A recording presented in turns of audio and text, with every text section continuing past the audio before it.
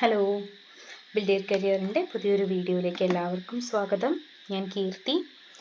അപ്പോൾ നമ്മൾ RRBയുടെ 20 days revision series ചെയ്ത സമയത്ത് ഒരുപാട് പേര് നല്ല രീതിയിൽ സപ്പോർട്ട് ചെയ്തു. NTPCക്ക് വേണ്ടിയിട്ടും ഇങ്ങനൊരു റിവിഷൻ സീരീസ് ചെയ്യണമെന്ന് അന്ന് പറഞ്ഞിരുന്നതാണ്.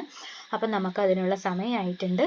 നമ്മളിപ്പം NTPCയുടെ 45 ഡേയ്സ് റിവിഷൻ സീരീസ് സ്റ്റാർട്ട് ചെയ്യുകയാണ്. അപ്പം ഇതിനകത്ത് നമ്മൾ ഓൾറെഡി ഒരു വീഡിയോ അപ്ലോഡ് ചെയ്തിട്ടുണ്ട്. അത് കാണാത്തവരുണ്ടെങ്കിൽ ഞാൻ ഐക്കാർട്ടിൽ ആഡ് ചെയ്യാം, അതൊന്ന് പോയി കണ്ടു നോക്കുക. GK ക്വസ്റ്റ്യൻസ് ആണ് നമ്മൾ അതിനകത്ത് ആഡ് ചെയ്തിരിക്കുന്നത്. ഓക്കെ, അപ്പം RRBയുടെ മാറിയ പാറ്റേണിനെ കുറിച്ചൊക്കെ നമ്മളൊരു വീഡിയോ ചെയ്തിട്ടുണ്ടായിരുന്നു. കണ്ടില്ലെങ്കിൽ നമ്മുടെ ചാനലിനകത്തുണ്ട്, അതൊന്ന് പോയി കണ്ടു നോക്കുക. അപ്പം ഇപ്പോൾ RRB ചോദിക്കുന്നത് ഒരു പാറ്റേൺ ഓഫ് ക്വസ്റ്റ്യൻസ് ആണ് ഒരു സെറ്റ് ഓഫ് RRB എക്സാംസിന് ചോദിക്കുന്നത്.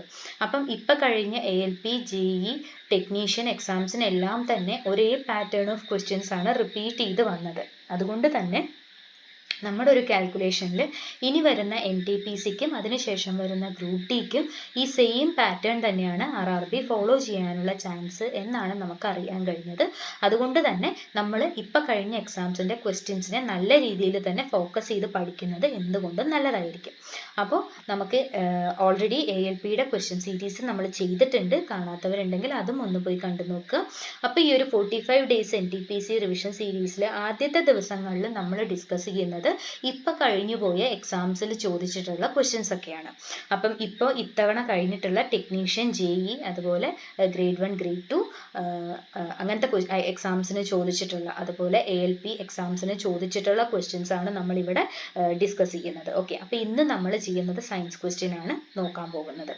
നമ്മുടെ ചാനൽ ആദ്യമായിട്ട് കാണുന്ന ആരെങ്കിലും ഉണ്ടെങ്കിൽ നമ്മുടെ ചാനൽ എക്സ്ക്ലൂസീവ് ആയിട്ട് central government exams, especially RRB, SSC exam oriented contents ആണ് നിങ്ങൾക്ക് പ്രൊവൈഡ് ചെയ്യുന്നത്. ചാനൽ ഒന്ന് കയറി കണ്ടു നോക്കുക. കാണുന്ന വീഡിയോസ് നിങ്ങൾക്ക് യൂസ്ഫുൾ ആയി തോന്നുവാണെങ്കിൽ മാത്രം നമ്മുടെ ചാനൽ ഒന്ന് സബ്സ്ക്രൈബ് കൂടെ ചെയ്യാം. ഓക്കെ, അപ്പം നമുക്ക് വീഡിയോയിലേക്ക് പോവാം. First question: Which of the following types of plant tissues are classified as apical, lateral and intercalary? Okay, അതായത് apical, lateral, intercalary type of tissue ആയിട്ട് ക്ലാസിഫൈ ചെയ്യുന്നത് മെറിസ്മാറ്റിക് ടിഷ്യൂവിനെയാണ്. മെറിസ്മാറ്റിക് ടിഷ്യൂവിനെയാണ് apical, lateral and intercalary tissue ആയിട്ട് നമ്മൾ classify ചെയ്യുന്നത്. Okay, അപ്പോൾ ഇത്തവണത്തെ സയൻസ് ക്വസ്റ്റ്യൻസിൻ്റെ പ്രത്യേകത എന്താണെന്ന് ചോദിച്ചാൽ, ക്വസ്റ്റ്യൻ കാണുമ്പോൾ നമുക്കറിയാം ഈ ക്വസ്റ്റ്യനും നമുക്ക് പരിചയമുണ്ട്, ഓപ്ഷൻസും നമുക്ക് പരിചയമുണ്ട്. അത് തന്നെയാണ് ഏറ്റവും വലിയ പ്രശ്നം. ആ ഓപ്ഷൻസിൽ ഏത് ഓപ്ഷൻ ആണെന്ന് നമുക്ക് കൺഫ്യൂഷൻ വരും. ഓക്കെ, ക്വസ്റ്റ്യൻ അത്രയും നന്നായി അറിയുന്നതിൻ്റെ പ്രശ്നമാണ്. നമുക്ക് ആ ഓപ്ഷനിൽ കൺഫ്യൂഷൻ വരുന്ന തരത്തിലുള്ള ഓപ്ഷൻസ് ആയിരുന്നു ഇത്തവണത്തെ സയൻസിലെ എല്ലാ ക്വസ്റ്റ്യൻസും. അടുത്തത്: When white light falls on a glass prism, which color has maximum deviation? ഒരു ഗ്ലാസ് പ്രിസത്തിൽ വൈറ്റ് ലൈറ്റ് വീഴുകയാണ്. അങ്ങനെയാണെങ്കിൽ അവിടെ മാക്സിമം ഡീവിയേറ്റ് ചെയ്യുന്നത് വയലറ്റ് ആണ്. ഓക്കെ, മാക്സിമം ഡീവിയേഷൻ വയലറ്റിനാണ്. അപ്പം തന്നെ നമ്മൾ ഒരു കാര്യം കൂടെ നോക്കണം, മിനിമം ഡീവിയേഷൻ സംഭവിക്കുന്നത് റെഡിനാണ്. ഓക്കെ, മിനിമം ഡീവിയേഷൻ സംഭവിക്കുന്നത് റെഡിനാണ്. ഓക്കെ, മനസ്സിലായല്ലോ അല്ലേ? മാക്സിമം ഡീവിയേഷൻ സംഭവിക്കുന്നത് വയലറ്റിനാണ്, മിനിമം ഡീവിയേഷൻ സംഭവിക്കുന്നത് റെഡിനാണ്. അടുത്തത്: The cells of merismatic tissue are highly functional but they lack vacuoles. അതായത് മെറിസ്മാറ്റിക് ടിഷ്യൂവിൻ്റെ സെൽസ് എന്ന് പറയുന്നത് നല്ല ഫങ്ഷണൽ ആണ്, പക്ഷെ അവർക്ക് എന്തില്ല? വാക്യൂൾസ് ഇല്ല. വാക്യൂൾസ് ഇല്ലാത്തതിൻ്റെ കാരണം അവർക്ക് ഫുഡ് സ്റ്റോർ ചെയ്യേണ്ട ആവശ്യം വരുന്നില്ല. പിന്നെ അതുപോലെ തന്നെ അവർക്ക് വാക്യൂൾസ് ഉണ്ടാവാനുള്ള സ്പേസ് ഇല്ല.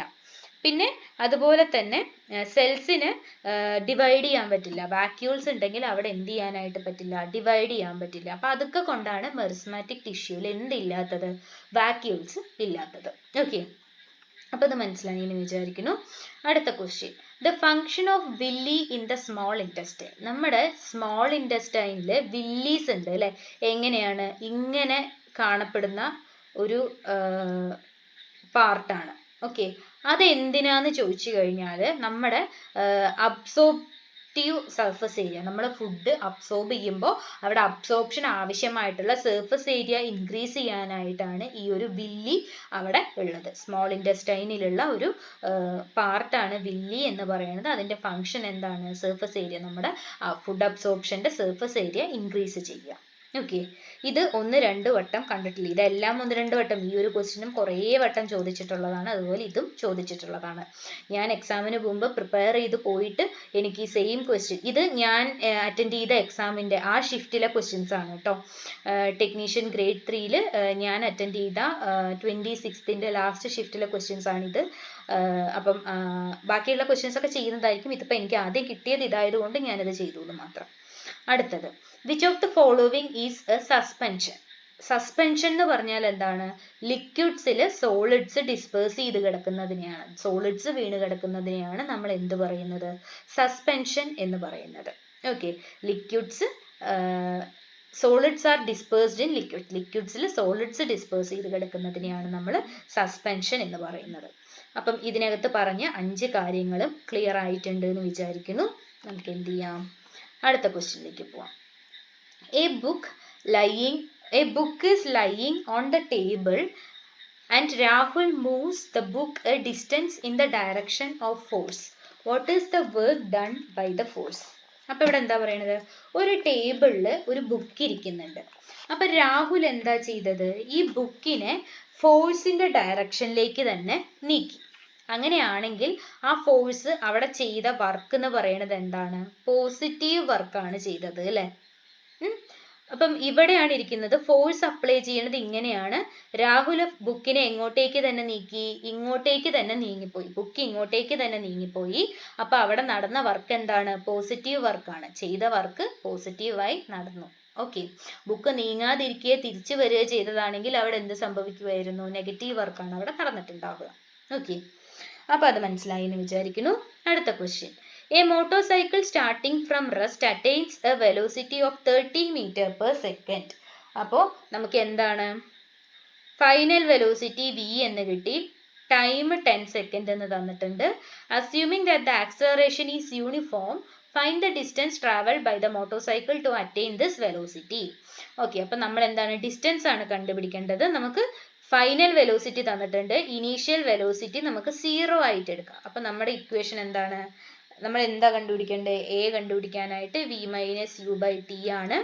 ഫൈനൽ വെലോസിറ്റി 30 ആണ്, ഇനീഷ്യൽ വെലോസിറ്റി 0, 10. നമുക്ക് എന്ത് കിട്ടി? 3 m/s² എന്ന് കിട്ടും. ഇനി നമ്മൾ എന്ത് ചെയ്യണം? ഡിസ്റ്റൻസ് കണ്ടുപിടിക്കണം അല്ലേ? കണ്ടുപിടിക്കാൻ നമുക്ക് ഏത് ഫോം യൂസ് ചെയ്യാം? s = ut + ½ at² എന്ന ഇക്വേഷൻ കൊടുക്കാം. ഇവിടെ u 0 ആയതുകൊണ്ട് ആ ടേമേ 0 ആയി പോകും. നമുക്ക് എന്ത് കണ്ടുപിടിച്ചാൽ മതി? 1/2 × 3 × 10² എന്ന് കണ്ടുപിടിച്ചാൽ മതി. നമുക്ക് എന്ത് കിട്ടും? 300/2 which is equal to 150 meter ആണ് ഡിസ്റ്റൻസ് വരുന്നത്. 150 meter ആണ് നമുക്ക് ഡിസ്റ്റൻസ് ആയിട്ട് അവിടെ കിട്ടുന്നത്. ഓക്കെ, അപ്പൊ ഇതെങ്ങനെ ചെയ്തത് എന്നുള്ള കാര്യം മനസ്സിലായിട്ടുണ്ടല്ലോ അല്ലെ? അടുത്തത്, if the weight of a body on the surface of the moon is 3 Newton, then the weight of the same body on the surface of the earth will be. അതായത് ഇപ്പൊ മൂണില് 3 ന്യൂട്ടൺ ആണ് ഉള്ളതെങ്കിൽ എർത്തിൽ അത് എത്രയായിരിക്കും എന്നാണ് ചോദിക്കുന്നത്. എർത്തിൽ അതിന്റെ 6 ഇരട്ടി ആയിരിക്കും. That means 3 × 6 which is 18 newton. 18 ആയിരിക്കും നമുക്ക് അവിടെ എർത്തിൽ അതിന്റെ വെയിറ്റ് നമുക്ക് തോന്നുന്നത്. ചന്ദ്രനില് നമ്മളെക്കാൾ 6 മടങ്ങ് കുറവാണ് എന്ത് വരുന്നത്? വെയിറ്റ് വരുന്നത്. ഓക്കെ, അടുത്തത്, A current of 2A flows through a wire when both ends of this wire are maintained at a potential difference of 4V. What will be the resistance of the wire? നമ്മൾ എന്താ കണ്ടുപിടിക്കേണ്ടത്? Resistance ആണ് കണ്ടുപിടിക്കേണ്ടത്. Potential difference by current ചെയ്താൽ മതി അല്ലേ? നമുക്ക് എന്ത് കിട്ടും? 4/2 which is equal to 2 ohm ആണ് നമുക്ക് വരുന്ന ആൻസർ. ഓക്കെ, അപ്പൊ ഇതൊരു ഇമ്പോർട്ടൻ്റ് ആയിട്ടുള്ളതാണ്. അപ്പം ഇതൊക്കെ ഞാൻ പ്രാക്ടീസ് ചെയ്യുമ്പോൾ വർക്കൗട്ട് ചെയ്ത് അതുപോലെ തന്നെ ക്വസ്റ്റ്യൻ പേപ്പറിൽ കണ്ട ക്വസ്റ്റ്യൻസ് ആണ്. അതുകൊണ്ടാണ് പറയുന്നത് ഇത് ഓരോന്നും നമുക്ക് ഇമ്പോർട്ടൻ്റ് ആണ്. ഓക്കെ, അടുത്തത്, which of the following metals is least reactive towards dilute hydrochloric acid? dilute hydrochloric acidൽ അത്ര പെട്ടെന്നൊന്നും റിയാക്ട് ചെയ്യാത്ത, അതായത് ഡൈല്യൂട്ട് ഹൈഡ്രോക്ലോറിക് ആസിഡിൽ ഇട്ട് വെച്ചാലും പെട്ടെന്ന് റിയാക്ഷൻ സംഭവിക്കാത്ത, വളരെ പതിയെ റിയാക്ട് ചെയ്യുന്ന മെറ്റൽ ഏതാണ്? അയൺ ആണ്. ഓക്കെ, അയൺ ആണ് ഡൈല്യൂട്ട് ഹൈഡ്രോക്ലോറിക് ആസിഡുമായിട്ട് വളരെ പതിയെ മാത്രം റിയാക്ഷൻ സംഭവിക്കുന്ന മെറ്റൽ എന്ന് പറയുന്നത്. ഓക്കെ, അപ്പൊ ഇത്രയും കാര്യങ്ങൾ ക്ലിയർ ആയില്ലേ? 10 ക്വസ്റ്റ്യൻ നോക്കി 10 എണ്ണവും മനസ്സിലായിട്ടുണ്ട് എന്ന് വിചാരിക്കുന്നു. നമുക്ക് എന്ത് ചെയ്യാം, അടുത്ത ക്വസ്റ്റ്യനിലേക്ക് പോവാം. Which of the following is an example of A unicellular organism? നമുക്ക് എല്ലാവർക്കും അറിയാലേ, നമ്മൾ ഏറ്റവും ബേസിക് ആയിട്ട് പഠിച്ച യൂണിസെല്ലുലാർ ഓർഗാനിസം ആണ് അമീബ. അത് തന്നെയാണ് നമുക്ക് എക്സാമിന് ചോദിച്ചിട്ടുള്ളത്. അടുത്തത്, which of the following functions is controlled by the medulla in the hindbrain? നമ്മുടെ ഹിൻഡ് ഉള്ളതാണ് മെഡുല്ല അല്ലെ. മെഡുല്ല കൺട്രോൾ ചെയ്യുന്ന ഫങ്ഷൻസ് എന്ന് പറയുന്നത് നമ്മുടെ കൺട്രോളിൽ അല്ലാത്ത ഫങ്ഷൻസ്, നമ്മുടെ ബോഡിയിൽ നമ്മുടെ കൺട്രോളിൽ അല്ലാതെ നടക്കുന്ന ഫങ്ഷൻസിനെയാണ് മെഡുല്ല കൺട്രോൾ ചെയ്യുന്നത്. അപ്പൊ ഇതിനകത്ത് സലൈവേഷൻ, നമ്മുടെ വായിൽ സലൈവ വരുന്നത് നമ്മുടെ കൺട്രോളിൽ നിൽക്കുന്ന കാര്യമല്ല അല്ലെ. അപ്പൊ അതിനെ കൺട്രോൾ ചെയ്യണത് ആരാണ്? മെഡുല്ലയാണത് കൺട്രോൾ ചെയ്യുന്നത്. ഓക്കെ, നമ്മൾ ഒരുപാട് സംസാരിക്കുമ്പോൾ ഒക്കെ നമുക്ക് വരാറുണ്ട്. അടുത്തത്, a positive and negative sign in magnification indicates that the images are. മാഗ്നിഫിക്കേഷനിൽ പോസിറ്റീവ് സൈൻ വന്നാൽ അത് വിർച്വൽ ആയിരിക്കും, നെഗറ്റീവ് സൈൻ വന്നാൽ അത് റിയൽ ആയിരിക്കും. അപ്പൊ ഇമേജ് എന്തായിരിക്കും? വിർച്വലും റിയലും ആവുന്നതിനെയാണ്, റിയലും ആവുന്നത് കൊണ്ടാണ് അവിടെ എന്ത് സംഭവിക്കുന്നത്? മാഗ്നിഫിക്കേഷനിൽ പോസിറ്റീവും നെഗറ്റീവും വരുന്നത്. ഓക്കെ, വിർച്വലും ആയിരിക്കും റിയലും ആയിരിക്കും. അടുത്തത്, when hydrochloric acid reacts with sodium hydroxide, which of the following products is formed? HCl plus NaOH. നമുക്ക് എന്ത് കിട്ടും? ഇവിടെ നോക്ക്, NaCl, sodium chloride plus H2O അല്ലെ. എന്താ കിട്ടുന്നത്? സോൾട്ടും വാട്ടറും ആണ് കിട്ടുന്നത്. സോഡിയം ക്ലോറൈഡും വെള്ളവുമാണ് നമുക്ക് അവിടെ കിട്ടുന്നത്, ബൈ പ്രൊഡക്ട്സ് ആയിട്ട് നമുക്ക് കിട്ടുന്നത്. ഓക്കെ, അടുത്തത്, which of the following compounds is used in tincture iron? Tincture അയണിൽ യൂസ് ചെയ്യുന്നത് എത്തനോൾ ആണ്. ടിങ്ചർ അയണിൽ യൂസ് ചെയ്യുന്ന കോമ്പൗണ്ട് എത്തനോൾ ആണ്.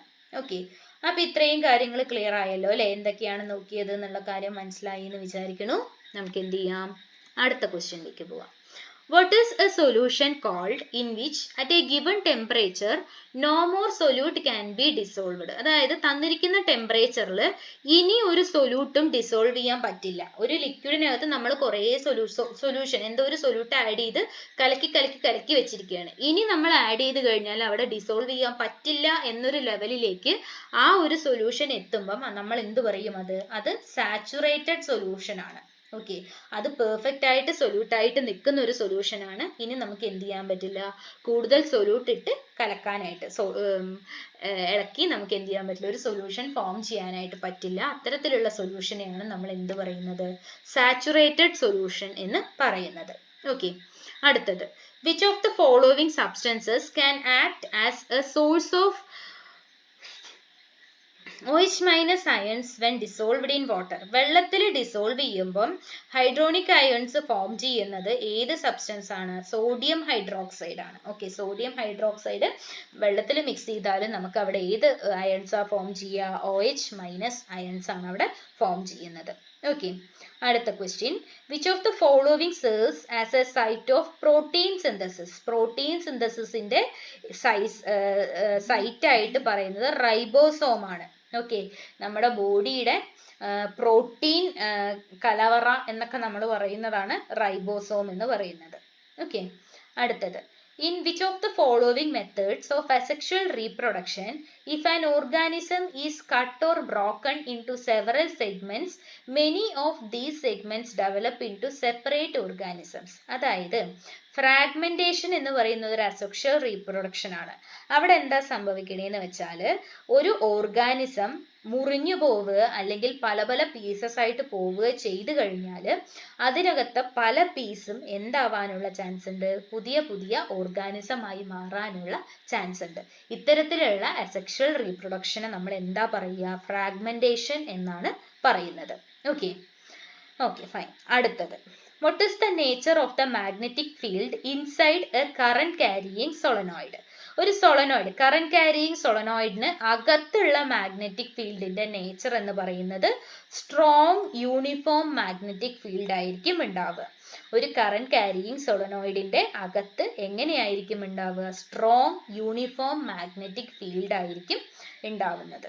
ഓക്കെ, അപ്പൊ ഇത്രയും കാര്യങ്ങൾ ക്ലിയർ ആയല്ലോ അല്ലെ. 20 ക്വസ്റ്റ്യൻസ് നോക്കി എല്ലാം മനസ്സിലായിട്ടുണ്ട് എന്ന് വിചാരിക്കുന്നു. നമുക്ക് അടുത്തതിലേക്ക് പോവാം. When water enters the guard cells bulge and stomata open. Okay. വെള്ളം ഗാർഡ് സെൽസിലേക്ക് കയറുകയാണ്. കയറി കഴിഞ്ഞാൽ ഇതിൻ്റെയൊക്കെ ഡീറ്റെയിൽഡ് ആയിട്ടുള്ള ക്ലാസ്സുകൾ നമ്മൾ ഓൾറെഡി അപ്ലോഡ് ചെയ്തിട്ടുണ്ട്. കാണാത്തവരുണ്ടെങ്കിൽ നമ്മുടെ പ്ലേലിസ്റ്റിൽ ബയോളജി നോക്കിക്കഴിഞ്ഞാൽ നിങ്ങൾക്ക് കാണാൻ പറ്റും കേട്ടോ. ഓക്കെ, അപ്പം ഗാർഡ് സെൽസിലേക്ക് വെള്ളം കയറി കഴിഞ്ഞാൽ ഗാർഡ് സെൽസ് ബൾജ് ചെയ്യും. ഗാർഡ് സെൽസ് ബൾജ് ചെയ്താൽ സ്റ്റൊമാറ്റ എന്ത് ചെയ്യും? ഓപ്പൺ ആവും. ഓക്കെ, അടുത്ത question. The rate of doing work can be defined as power. Rate of doing work എന്ന് പറഞ്ഞാൽ എന്താണ്? പവർ ആണ്. Okay, in which year were cells first discovered by Robert Hooke. Robert Hooke ആദ്യമായിട്ട് cell കണ്ടുപിടിച്ചത് 1665-ലാണ്. Options വരിക 64, 65, 63, 61 എന്നൊക്കെയാണ് വരിക. ഓക്കെ, അപ്പം ഇത് വരുമ്പോൾ കൺഫ്യൂഷൻ ആവാനുള്ള സാധ്യത കൂടുതലാണ്. അപ്പൊ ഇയർ ഓർമ്മയോടെ വെക്കുക. 1665-ലാണ് റോബർട്ട് ഹൂക്സ് ആദ്യമായിട്ട് സെല്ല് കണ്ടുപിടിച്ചത്. ഓക്കെ, അടുത്ത ക്വസ്റ്റ്യൻ.